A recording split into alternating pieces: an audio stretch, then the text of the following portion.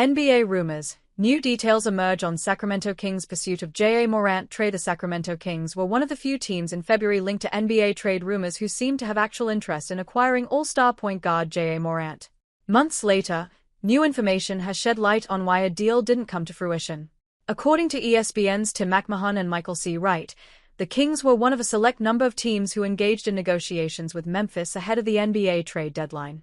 However, Sacramento wanted Memphis to include a first-round pick in any deal. In the past, the Kings were widely viewed as a team that might be likelier to make a questionable deal if it meant acquiring an all-star player. The most recent example of that came in the De'Aaron Fox trade, when they took fewer future assets to get Zach LaVine in a three-team deal with the San Antonio Spurs and Chicago Bulls. However, under general manager Scott Perry, it appears the franchise is no longer as prone to making such deals. Sacramento seemed to have legitimate interest in acquiring Morant, hopeful a change of scenery would revitalize the career of the all-star point guard.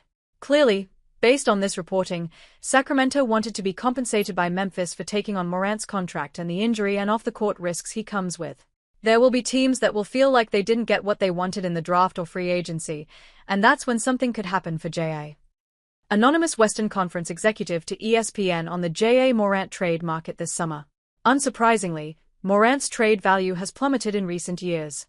There is, however, expected to be more interest in him this summer, with teams having more confidence they could integrate him into the team over a full off-season rather than in a mid-season trade. It's also possible Sacramento may no longer be one of those suitors. If the Kings land in the 4 to 6 range of the 2026 NBA draft, they could either take Houston point guard Kingston Flemings or Arkansas point guard Darius Acuff Jr. In either instance, the team would presumably re-sign Russell Westbrook as a veteran mentor and have no need for Morant.